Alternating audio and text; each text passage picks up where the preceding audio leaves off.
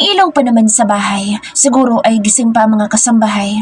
Medyo nasasanay na ako na pinagsisilbihan. Minsan ay iniisip ko kung marunong pa ba ako magluto.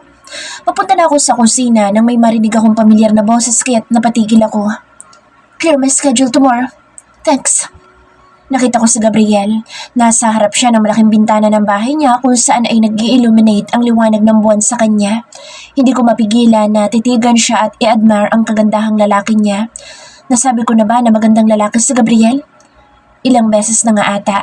Ibinaba niya ang cellphone niya. Naramdaman niya siguro ang presensya ko kaya't lumingon siya sa direksyon ko. Medyo napapitlag ako at nag-iwas ng tingin. Nahihiya akong mahuli niyang tinititigan siya. Ayan. Pagtawag niya sa akin, malakas ang kabog ng dibdib ko na iniisip kong maaaring marinig niya iyon kung lalapit siya sa akin. You're awake. Tumigil siya sa harapan ko. Nanatili naman akong nakatitig sa sahig. Oo, nakaramdam ako ng gutom. Hindi ko madalas sabihin ang nararamdaman ko. For some reason, alam ni Gabriel kung anong kailangan ko kaya hindi ko na kailangan pang sabihin sa kanya. Pero iba ang sitwasyon ngayon. Mas gusto ko nang maging bukal kaysa ang marinig niya kung gaano kalakas ang kabog ng dibdib ko. I see. Let's eat then. Nagpahanda na ako. I was about to go to your room. Pinagmasdan niya ako mula ulo hanggang paa at may tipid ng ngisi na pumarma sa gilid ng kanyang labi. Anong ibig sabihin ng ngisi niya? Naglakad na akong papunta ng dining area nang maramdaman ko na naman ang hapdi ng pagkababae ko. Bukod pa roon, nananakit na rin ang hita ko. Are you okay? Ikinagulat ko ang tanong ni Gabriel. Hanggat maaari bukod sa malakas na kabog ng dibdib ko, ay ang pananakit ng katawan ko ang isa sa mga ayokong malaman niya. Oo, sabi ko. Medyo nahihirapan lang na maglakad. Pero okay naman ako. Tinalikuran ko siya at naglakad na patungo sa dining area. Kaya lamang bago pa ako makahakbang ay may kamay nang humawak sa bewang ko. Marahan niya akong inalalayan at maya-maya pa'y binuhat. Nabigla ako doon kaya't bahagyang napatili. Kaya ko maglakad, Gabriel. Tinangka kong makawala sa kanya pero mahigpit ang pagkakahawak niya sa akin. Save your energy for later. Mas kakailanganin mo yan mamaya. Tumigil ako sa pagpupumiglas ko dahil sa sinabi niya. Tinitigan ko siya na may malaking tanong sa muka. Lalong lumawak ang ngisi na meron si Gabriel. Tumingin din siya sa akin at nakita ko na naman ang kakaibang dilim at pagnanasa sa mga mata niya. We're not done, sweetheart. Pinagpahinga lang kita. We still have the whole night to spend together. Nakarating kami sa dining room. Inuupo niya ako sa silya as he leaned on me and whispered in my ears. And also, we have all day tomorrow. I cancelled and cleared my schedule for you. You have no classes. The university announced it a while ago. I will make sure I'll make you pregnant. Kinagat niya ang tenga ko ngunit hindi iyon na nagpataas ng balahibo ko sa katawan kung hindi ang mga salitang binitawan niya sa akin. Oh no, mukhang kailangan ko talagang ihanda ang sarili ko. Gabriel doesn't only like sex. It's part of his routine. Ano ba itong pinasok ko?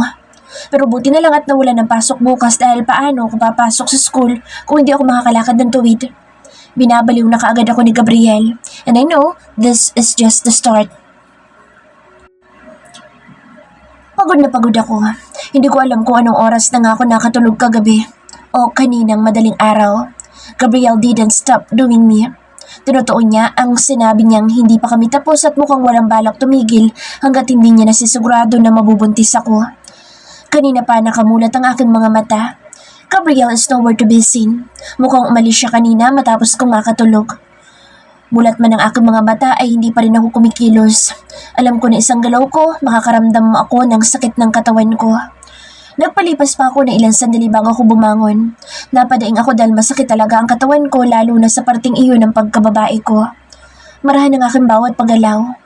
Pumasok ako sa banyo upang makapaghilamos at dumiretso sa closet para makapagbihis.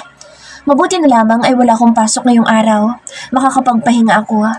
Sandali ako napatigil nang maalala ko sinabi ni Gabriel.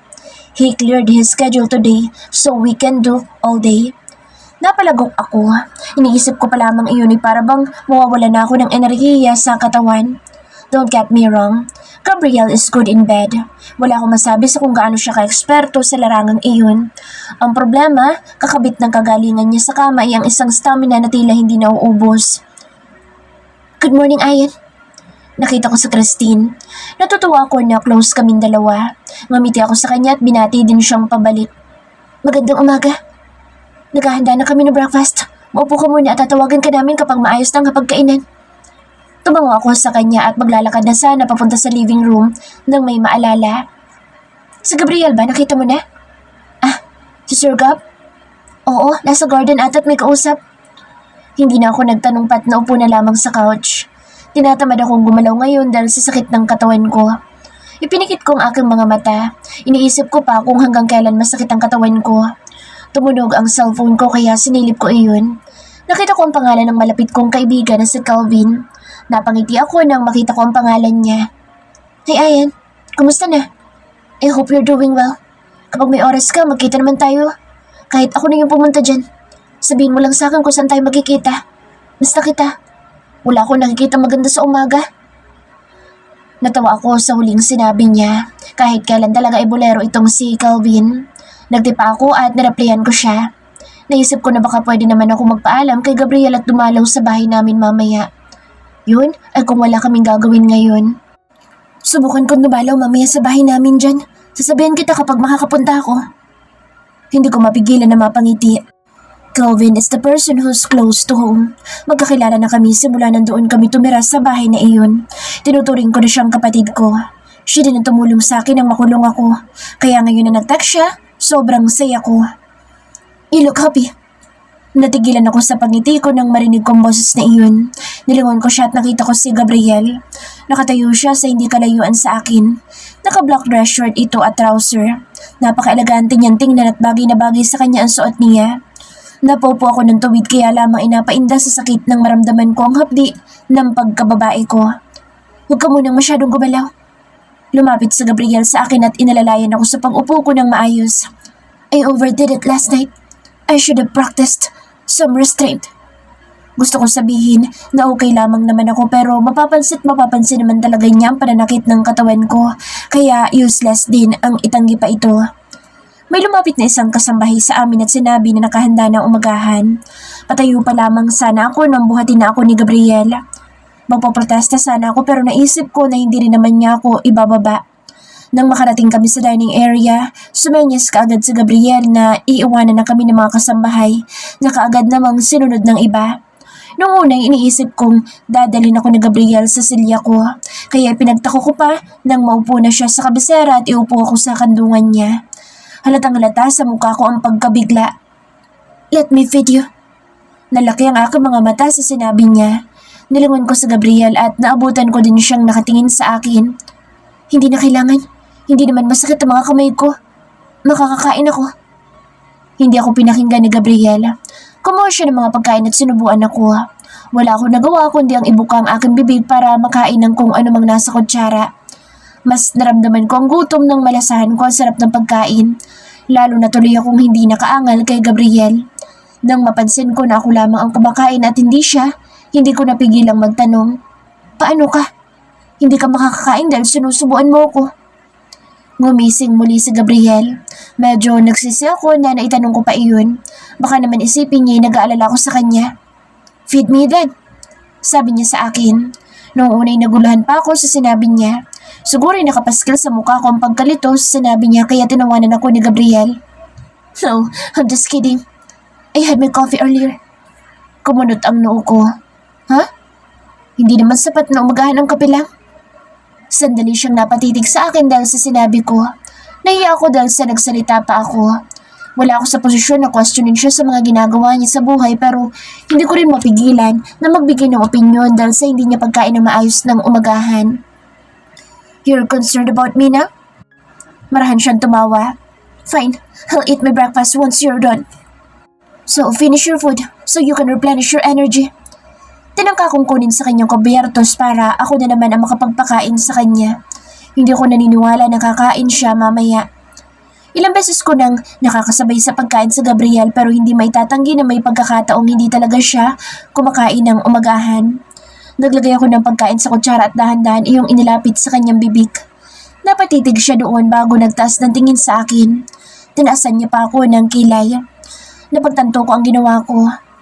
Sorry, kukuha ko ng bagong kutsara. Naisubo ko na nga pala ang kutsara na ito. Maaring hindi niya gusto na ginamit ko na ito, gagamitin ko pa para sa kanya. Bago ko pa mabawi ang naging aksyo'y hinawakan niya ang kamay ko. Binuksan niya ang bibig at dinala ang kutsarang hawak ko doon. Nagsimula na siyang kumain. Pinamulahan ako sa nangyari at may kakaiba akong naramdaman sa aking tiyan. Akala mo'y may bumaliktad doon. We already tasted each other last night, Ayan. Do you really think it will bother me to use the same spoon as you? Sabi niya sa akin. Feed me more. Lalong may nagwala sa akin tiyan dahil sa sinabi niya. Nagiwas ako ng tingin at kumuha pa ng pagkain bago siya subuan ito. Hindi nakawala sa akin ang pangisi na Gabriel. Mas nakakadagdag ito ng apil niya. Nang matapos kaming dalawang kumain, nanatili pa rin kami sa ganoong posisyon. Medyo kinakabahan ako dahil baka biglang pumasok ang mga kasambahay at makita kami sa ganitong posisyon.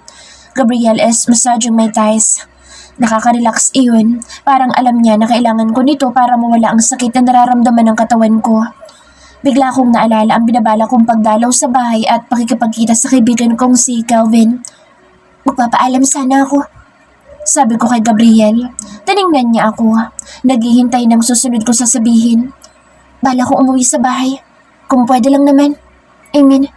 Kung wala tayong gagawing dalawa. Namula ang aking mukha sa sinabi ko. Nahihiya ako sa mga binitawan kong salita. Hinawakan niya ang bato ko para akong kinikiliti nang maramdaman ko ang kamay niya. He massages my nape. Are you expecting that we're going to do something today? Kinagat ko ang labi ko. Sinabi niya yun kagabi kaya iniisip ko na baka may gagawin kaming dalawa. As much as I want to, alam ko rin na masyado na kitang napagod kagabi. I will tell the driver to come with you. I will also instruct Marvin. Naku, hindi na kailangan. Maabala ko pa sila. Kaya ko naman mag-commute na lang. Isa pa sa bahay naman ako pupunta. I doubt na may mangyayaring hindi maganda sa akin doon. Tiningnan ko sa Gabriel. Mukha mang maaliwalas ang kanyang mukha pero kapag tinititigan mo mabuti ang mga mata niya, doon mo makikita ang dilim nito. Hindi ako magaling magbasa ng tao pero siguro dahil ibang ipinapakita niya sa nakikita ko sa mga mata niya, kaya alam kong may malalim na pinagdadaanan ng isang kagaya niya. Isa pa, naniniwala ako na kung sino yung palatawa at madalas magpasaya ng tao, sila yung may matinding pinagdadaanan. Hinaplos niya ang bawang ko. Doon ko lamang napagtanto na masyado na pala akong nakatitig sa kanya. Don't look at me like that, Ayan. Napalagaw ako. Look at you? Like what? Minsan ay gusto kong batukan ang sarili dahil hindi ko makontrol ang bibig ko at panay ang pagsagot kay Gabriel. Kahit dapat ay tinitikom ko na lamang ang aking bibig. Inilapit ni Gabriel ang mukha niya sa akin at hinawakan ang pisngi ko. Lalong kumawala ang puso ko dahil alam ko kung anong susunod na mangyayari. Like you badly want me to kiss you. Hindi ko na nagawang makapagsalita pa dahil naramdaman ko na ang kanyang labi sa akin. Nanlaki pa noong unang aking mga mata kahit na inaasahan ko na ang gagawin niya. Nadala ko ng sitwasyon. Napapatong ang aking kamay sa kanyang balikat at sinuklian ang paghalik niya. Gumagaling ka na humalik, sabi niya sa akin. Matapos namin maghiwalay. Naginit ang mukha ko pero napangiti din dahil sa compliment niya. Naganda ako para sa pag-alis ko mamaya. Ang sabi ko kay Gabriel ay bukas na lang ako babalik at bala kong magpalipas ng gabi sa bahay. Are you sure you don't want guards or may driver to assist you? Isinara ko ang bag ko at tumingin kay Gabriel. Nakahilig siya sa doorjamb. Hindi na. Thanks anyway. Natutuwa ako na para bang concern siya sa akin na talaga namang pinoprovide niya sa akin lahat ng kailangan ko. Kung wala lang kaming kontrata, iisipin ko na maaring humantong sa mas malalim na samahan ang meron kami. Ipinikit ko ang aking mata. Ang maganda kong gawin ay huwag magbigay ng kahit na anong ibig sabihin sa aksyon niya nang sa ganoon ay hindi ako masaktan sa huli. Umalis na rin naman ako para akong nakahinga ng maluwag nang makasakay ako sa jeep at tumampas sa aking muka ang malamig na simoy ng panggabing hangin. Nang makarating ako sa street namin, napangiti ako sa aking sarili. Matagal na din simula nang umalis ako dito para lumipat sa bahay ni Gabriel. Nakakamiss ang pamilyar na lugar na ito. Medyo malayo din ang bahay ni Gabriel sa bahay naming ito. Siguro iaabutin ka na 1 oras kung hindi traffic. Papunta na sana ako sa bahay nang may biglang tumawag sa akin. Ayan? Napalingon ako doon at nakita ko ang nanay ni Calvin. Malawak ako napangiti bago lumapit kay tita. Hello po. Pagbati ko sa kanya. Malaki din ang ngiti niya habang nakatingin sa akin. Kumusta? Sabi ni Calvin ay nagkaroon ka na daw ng trabaho kaya't umalis ka. Mabuti naman bumalik ka ngayon. Opo, dadalaw lang po since may free time. Nandyan po ba si Calvin? Tumango ang mama ni Calvin. Oo, nasa loob. Pumasok ka muna. Ayan, dito ka na rin mananghalian. Pumasok ako sa loob, dala ang gamit ko. Tinawag ni tita si Calvin. Calvin, nandito sa Ayan. Nakaupo ako ngayon sa kanilang living room at naghihintay sa pagpapakita ng kaibigan sa akin. Ayan! Napatayo ako nang makita ko si Calvin. Ngumiti ako sa kanya at siya ay mabilis na tumakbong papalapit sa akin. Hindi ko na natapos ang aking sasabihin nang bigla niya akong yakapin. Tinapi ko ang likod niya. Iniisip na masaya siyang makita ako kaya niya ako niyakap. Nang humiwalay siya sa akin ay hinawakan niya ang braso ko at pinagmasdan ako mabuti. Namiss kita, Ayan. Mabuti na lang at nakadalaw ko ngayon. Punong-puno ng kwentuhan ang oras na pumunta ako kina Kelvin. Marami kaming pinag-usapan ni Kelvin. Mabuti na lang din at hindi siya masyado nagtanong tungkol sa trabaho ko. Mahirapan ako magpaliwanag sa kanya. Matagal ka rin namin hindi nakita, Ayan. Ito nga si Kelvin ay namimiss ka na. Walang ibang bukang bibig kung hindi ikaw. Pa! Saway ni Kelvin sa ama. Ngumiti ako sa kanila. Opo, busy po sa trabaho. Nag-usap kami habang nagtatanghalian kasama ko ang pamilya ni Kelvin. Ay nako, iniisip ko nga kung kailan ba kayo magpapaksal ni Kelvin. Naalala ko nga, mga bata pa pala kayo't nag-aaral. Natigilan ako sa sinabi naman ng mama ni Kelvin. Naman, baka maging hindi komportable si Ayan. Humalakak lamang ang ina ni Kelvin. Bakit? Yun naman talagang usapan niyo. Ayan, may boyfriend ka ba ngayon? Napayuko ako at dahan-dahan na umiling. Walang boyfriend sa Ayan. Hindi ba't usapan ninyo na kung darating kayo sa tamang edad at parehong single ay kayo nalang dalawa para sa isa't isa? Hindi ko nagawang makapagsalita. Pilit akong ngumiti dahil hindi ko alam ang sasabihin. Nang matapos ang tanghalian, nagstay pa ako ng ilang oras doon hanggang sa magdesisyon na umuwi. Inihatid naman ako ni Kelvin. Pagpasensyahan mo na sina mama at papa kanina ha. Napakamot si Kelvin sa kanyang batok. Halatang nahihiya. Ako, wala yun sa akin, Kelvin. Para namang naiiba sila tita sa akin. Sila lang ang tumatay yung magulang ko nung mawala si mama. Huminga ng malalim si Kelvin. Aalis ka na rin bukas? Tumango ako. Oo, dumalaw lang talaga ako. Malungkot nang umiti si Kelvin sa akin. Ay sana'y makadalaw ko ulit o kaya isabihin mo sa akin kung saan ka nagtatrabaho at ako naman ang dadalaw sa'yo. Pilit akong ngumiti at kahit hindi ko gagawin, ang sinasabi niya ay tumango ako. Baka masyado na siyang magtaka kapag ipinakita ko sa kanya ang pagkaayaw kong dalawin niya ako.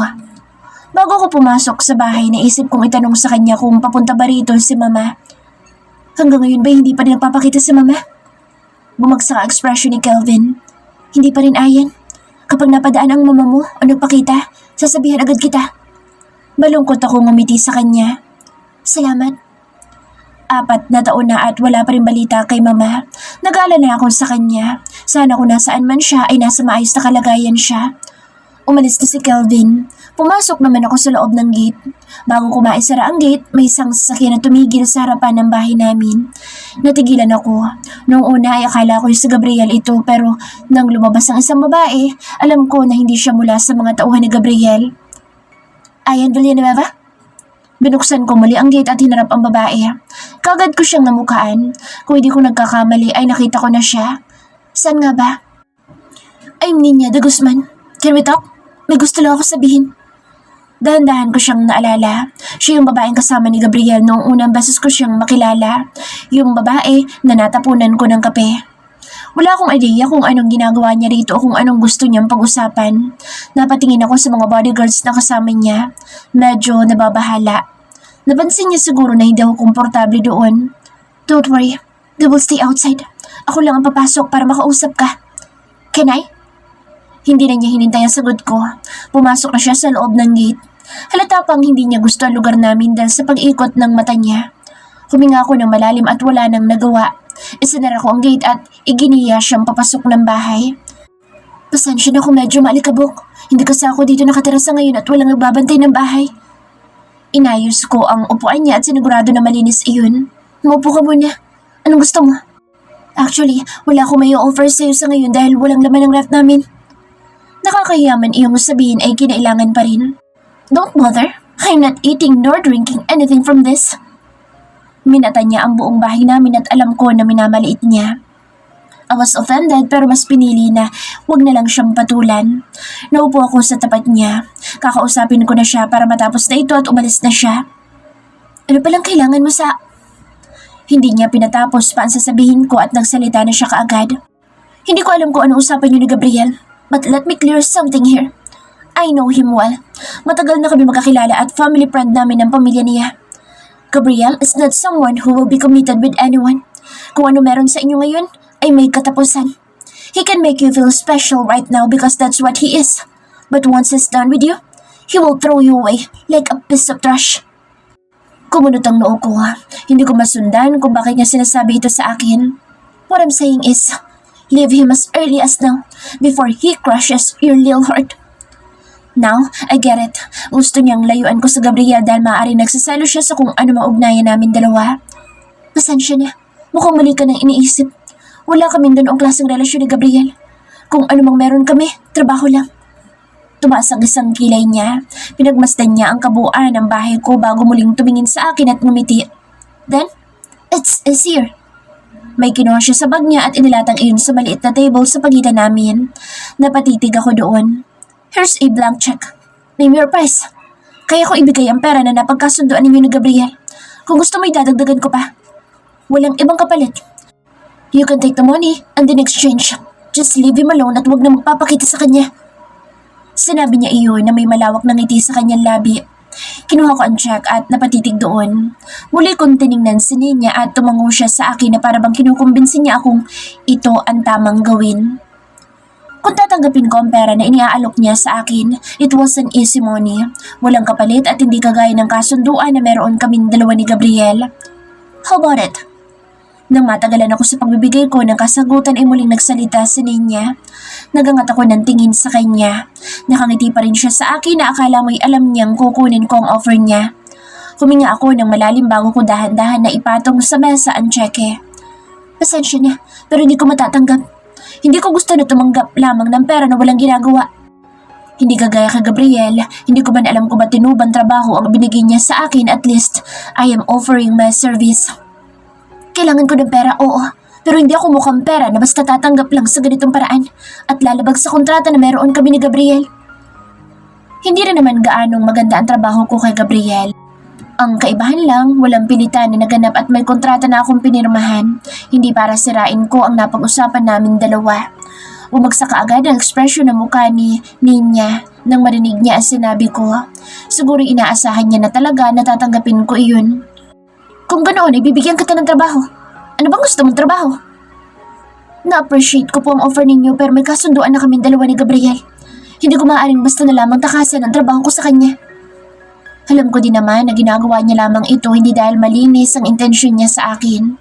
Gusto niyang layuan ko sa Gabriel dahil maaaring gusto niyang angkinin ang lalaki. Hindi naging maganda ang nararamdaman ko doon pero kung ano man ang makahulugang damdamin kong iyon ay ayoko na lamang bigyan pa ng ibig sabihin. Nagningas ang kanyang panga at nakakuyom ang kanyang mga kamay.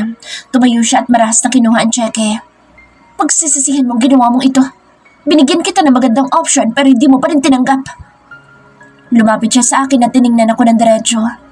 Kung iniisip mo na makukuha mo ang loob ni Gabriel, dyan ka nagkakamali. Ngumisi siya sa akin at tiningnan ako mula ulo hanggang paa na akala mo'y hinuhusgahan ako. Tingnan lang natin kung hindi ka niya saktan at itapon na akala mo isang basura kapag tapos na siya.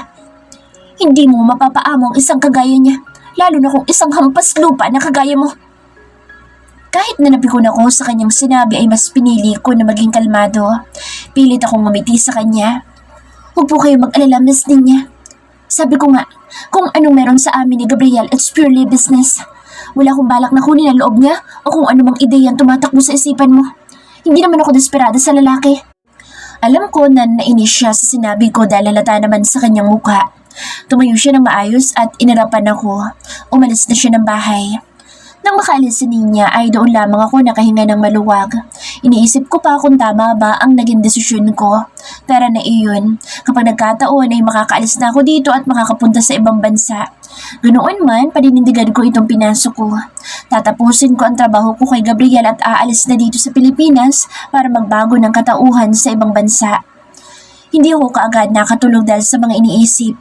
Saan kaya akong bansa pupunta kapag may pera na ako? Nakakalungkot na iiwan ko ang lahat dito pero yun lamang ang pwede kong gawin.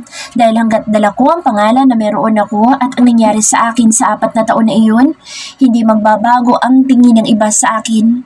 Kung tutuusin ay wala naman akong pakialam sa sasabihin o kung ano mang tingin ng ibang tao sa akin. Ang problema lang, nakakaapekto ito sa pang-araw-araw kong pamumuhay. Kagaya na lamang nitong nakaraan, sobrang hirap na maghanap ng trabaho. Nang magising ako, nakatanggap kaagad ako ng text mula kay Gabriel. Binasa ko iyon. "Good morning, Ayan. Text me if you're ready to leave your house. I'll pick you up." Napabangon ako sa nabasa ko. Binasa ko pa ng ilang ulit ang text niya bago iyon mag-sink in sa isipan ko.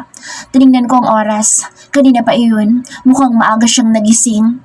Mabilis ako nagtipa para replyan ang kanyang text. "Good morning, Gabriel. Hindi na kailangan. Magko-commute na lamang akong pauwi." Bumangon ako at nag-ayos ng sarili. Mamaya ko pa sana balak na bumalik sa bahay niya dahil gusto ko munang sulitin na nandito ako. "Too late. I'm outside. Can you open the gate?" Halos lumuwa ang aking mga mata sa sinabi niya. Dali-dali ako lumabas ng bahay. Nakapantulog pa nga ako. Nakita ko kaagad ang iilang kapitbahay ko na pinalilibutan ng isang magarang sasakyan. Sa gilid nito ay may nakatayong isang lalaki. Mabilis akong lumabas at nilapitan si Gabriel. Nakasuot siya ng mamahaling shades at nang mapansin ang paglapit ko ay saka lamang niya iyon tinanggal. "Anong ginagawa mo dito?" Hindi ko man sinasadyay na panlakihan ko siya ng mata. Masyado din siyang agaw tingin at kinakabahan ako sa kung ano mang iisipin ng ibang tao. Hindi magandang aking reputasyon maging sa mga kapitbahay ko dahil sa nangyaring pang-aakusa sa akin. Ayoko naman na madungisan ko rin ang reputasyon na meron si Gabriel. "Sinusundo kita," sabi niya. "Mamaya pa ako uuwi. Hindi mo rin kailangan gawin ito."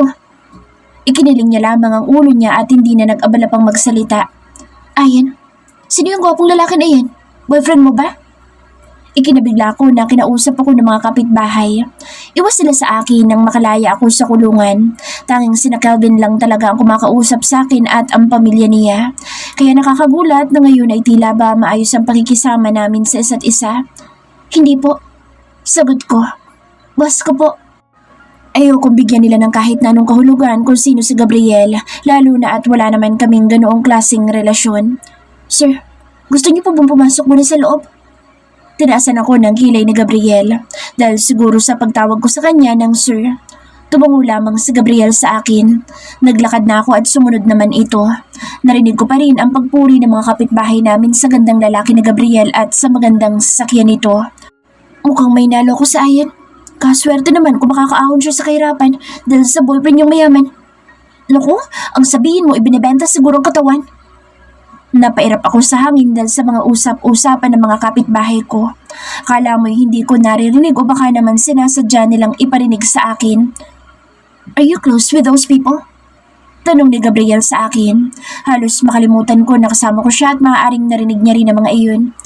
"Ha? Hindi masyado. Noon ay nakakausap ko sila kahit paano. Noong mga panahon na hindi pa ako nakukulong.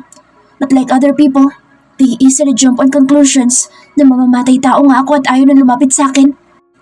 Good. Don't associate yourself with people who easily judge you or talk behind your back. They will only drag you down." Napatitig ako kay Gabriel dahil sa sinabi niya. Hindi ko akalain na maririnig ko mula sa kanya ang mga ganoong salita. Napangiti ako at gumaan ang nararamdaman ko dahil sa mga salitang iyon ni Gabriel. Pumasok na kaming dalawa sa bahay. "Nag-umagahan ka na ba?" Tanong ko sa kanya. Pinagmasdan niya ang kabuuan ng bahay ko. Inaasahan ko na kagaya kay Ninya kahapon, may maririnig akong pang mamaliit. "Nice place you have here." Tumaas ang noo ko. Again, hindi iyon ang inaasahan kong mga sasabihin niya. Siguro ay mali ako sa part na iniisip kong mamaliitin niya ang bahay namin dahil lumaki siya sa magandang bahay. "Thanks. So, nag-umagahan ka na?" Wala naman ako maiaalok sa kanya. Walang laman ang ref ko at iniisip ko kanina na bibili na lamang ako ng lutong ulam. Ngunit ngayon na may bisita ako, kailangan kong baguhin ang plano ko. Pwede naman akong pumunta ng palengke upang mamili ng kasangkapan na magagamit ko sa pagluluto. "What do you have to offer?" Nag-isip ako. Nagkibit-balikat ako. "Ikaw, ano bang kinakain mo?" Malibang isipin ko na ibang pagkain ang mayayaman sa kagaya kong dukha. Sa bahay pa lamang nila, ibang-iba na ang mga putahing nakakain ko doon. Ikaw lang naman ang gusto kong kainin. Pinanlakihan ko siya ng mata kaya tumawa si Gabriel at inayos ang sagot. Anything? I eat any food. Hindi naman ako mapili. Tumango ako. Kung gano'y mamamalengke lang ako. Ayos lang ba kung iiwanan muna kita dito? Ikiniling niya ulit ang ulo niya.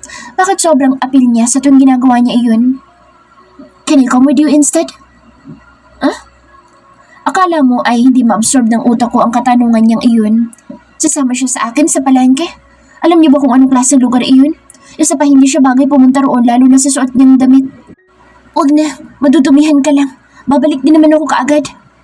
Nagbihis ako at kinuha ko ang maliit kong bag at naghanda na sa pag-alis nang sumunod sa akin sa Gabriel. No, I'll come. Wala na akong nagawa dahil sa pagpupumilit niya. Paglabas namin ng bahay, papalakad na ako sa direksyon ng palengke nang mapansin ko sa Gabriel na papasakay na sa kanyang kotse. Anong ginagawa mo? Tanong ko sa kanya. I should be the one asking you that. What are you doing? Get in the car, Ayan. Napanguso ako. Hindi ko malaman kung matatawa ako sa sitwasyon na meron kami. Hindi na kailangan. Maglalakad na lang sana ako. Maglakad na lang tayo. Mahirap ang parking sa palengke. Malapit lang naman iyon. Sayang din sa gas. Nagsalubong ang kanyang kilay sa sinabi ko. Nang magsimula na ako maglakad, kaya wala na rin naman na siyang nagawa kung hindi sundan ako. Napapansin ko ang mabagal na paglalakad ni Gabriel. Nauuna ako sa kanya at kahit kaya niyang unahan ako dahil sa mahabang bias niya, mas pinipili niyang manatili sa may likod ko. Are you going to cook for me? Tanong ni Gabriela. Tumango ako. Oo, bisita kita eh. Medyo nahihiya pa ako. Alam kong masisarap ang pagkain na kinakain niya sa bahay niya. Ang alam ko ay may private shop na nagluluto ng mga pagkain ni Gabriel. Walang-wala ang luto ko kung ikukumpara. Still, marunong naman akong magluto.